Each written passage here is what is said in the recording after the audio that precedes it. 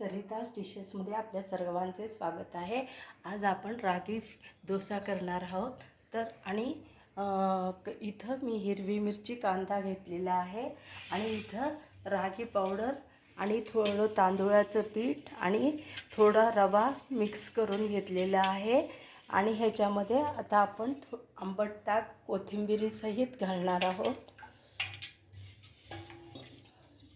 आता ह्याच्यामध्ये आपण थोडा कांदा घालून घेऊ आणि हिरवी मिरची घालून घेऊ।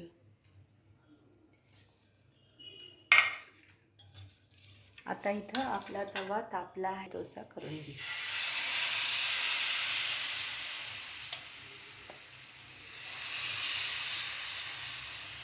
आपण झाकण ठेवून घेऊ।